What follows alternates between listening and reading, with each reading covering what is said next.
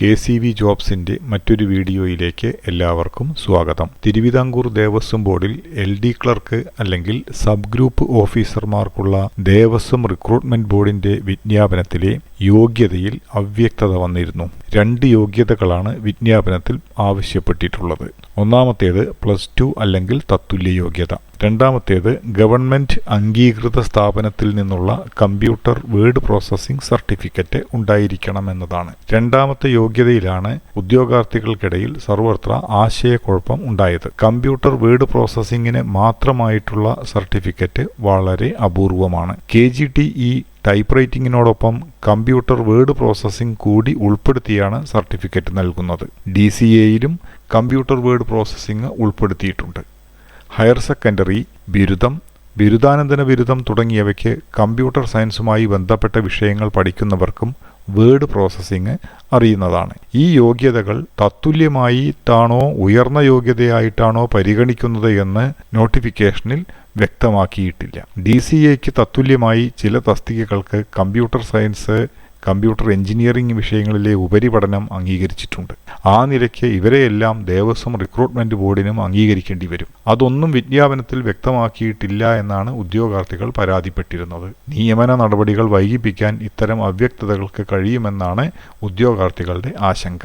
എന്തായാലും ഉദ്യോഗാർത്ഥികളുടെ ആശങ്കയ്ക്ക് അറുതി വരുത്തിക്കൊണ്ട് 11/9/2025 Kerala Devaswom recruitment board പ്രത്യേക അറിയിപ്പ് പുറത്തിറക്കുകയുണ്ടായി. ഈ അറിയിപ്പോടുകൂടി ഉദ്യോഗാർത്ഥികൾക്കിടയിലുള്ള ആശങ്കകൾക്ക് അവസാനമായി. റിക്രൂട്ട്മെന്റ് ബോർഡിന്റെ വിശദീകരണത്തിൽ ഇങ്ങനെയാണ് പറയുന്നത്.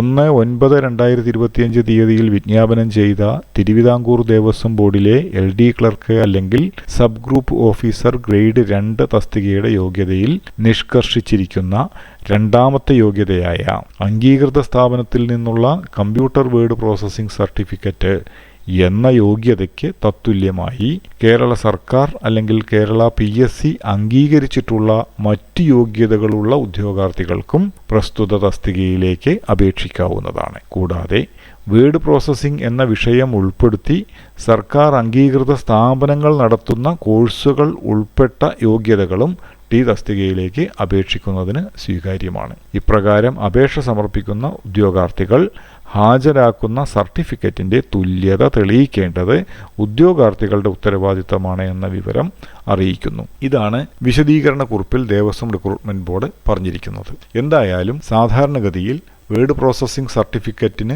തത്തുല്യമായി ഉപയോഗിക്കാവുന്ന എല്ലാ സർട്ടിഫിക്കറ്റുകളും ഉപയോഗിച്ചുകൊണ്ട് ഉദ്യോഗാർത്ഥികൾക്ക് പരീക്ഷയിൽ പങ്കെടുക്കുകയും ജോലി നേടുകയും ചെയ്യാവുന്നതാണ്. 113 ഒഴിവുകളാണ് നിലവിലുള്ളത്. വിജ്ഞാപനം സംബന്ധിച്ച വിശദ വിവരങ്ങളും മറ്റും മറ്റൊരു വീഡിയോയിൽ ഈ ചാനലിൽ വ്യക്തമാക്കിയിട്ടുണ്ട്.